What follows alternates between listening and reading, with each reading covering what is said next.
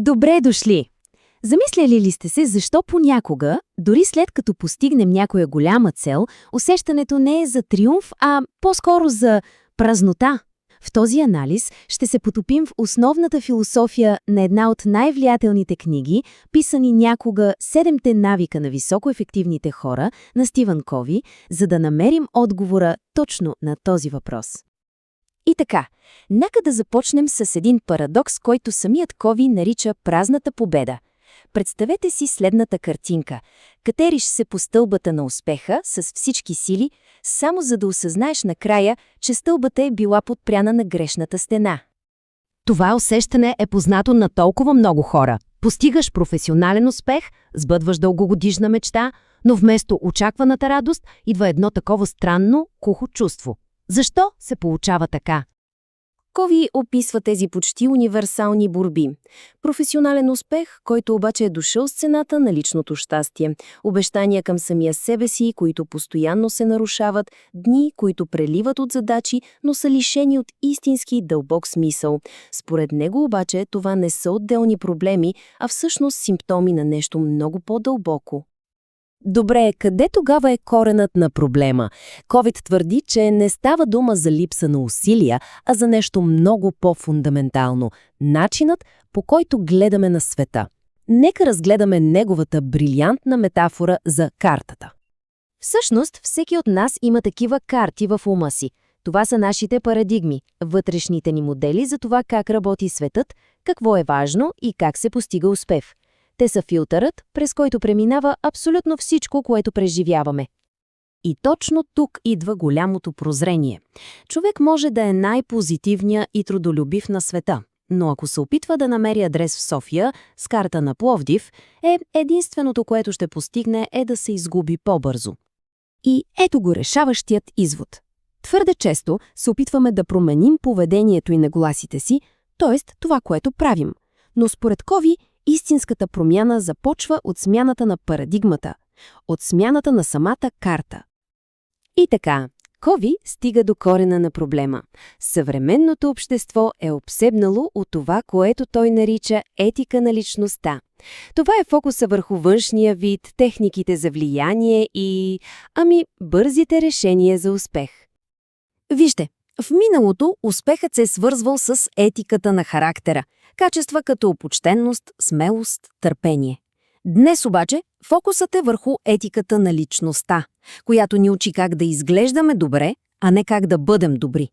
Тя е като лепенка върху дълбока рана, предлага някакво временно облегчение, но не лекува проблема. Цитатът на Емерсън просто улавя същността. Това, което си, крещи толкова силно в ушите ми, че не мога да чуя какво казваш. В крайна сметка, характерът на човека винаги прозира. Той е истинският му глас, много по-силен от всякакви думи или заучени техники. Добре, но как тогава се сменя тази карта? Отговорът се крие в едно наистина фундаментално прозрение за човешката природа.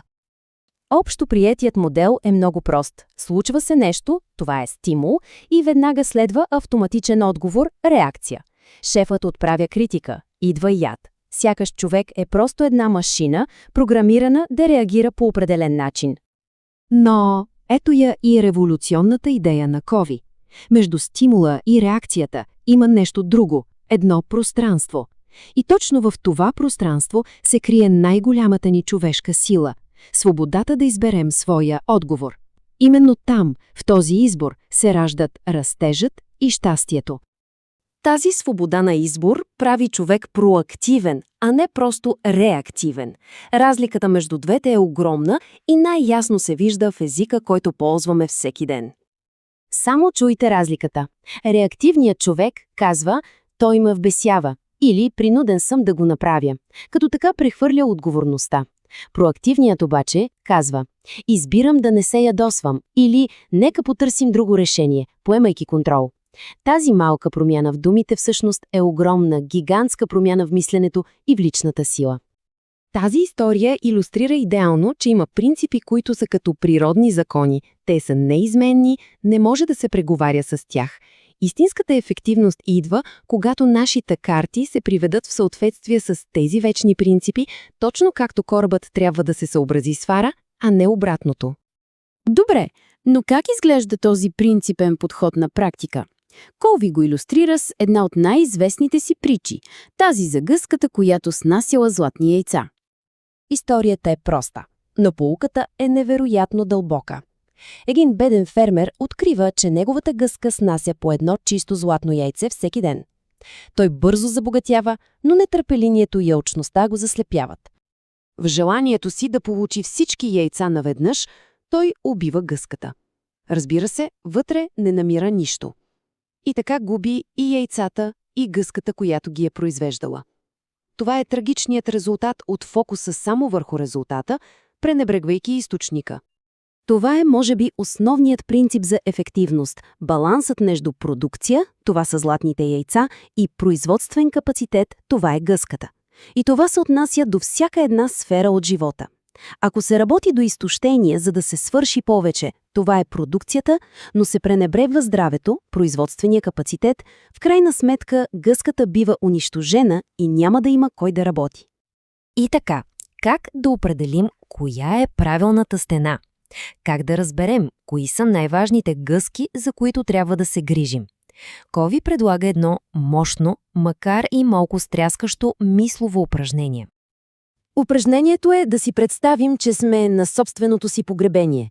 Този силен образ незабавно премахва всичко маловажно и ни принуждава да се изправим пред най-дълбоките въпроси. Какво е наистина от значение? Как бихме искали да бъдем запомнени? В тази представа 4 души говорят. Член на семейството, близък приятел, колега и някой от общността, в която сме участвали. Какво бихме искали да чуем от тях? В крайна сметка въпросът не е какви постижения ще изброят, а какъв човек е стоял зад тях. Какъв характер е бил проявен, какъв принос е имало в живота им. Отговорите на тези въпроси всъщност формират личната мисия, собствената дефиниция за успех. Това е правилната стена. И да се живее според нея всеки ден, ето това е основата на един наистина ефективен и смислен живот.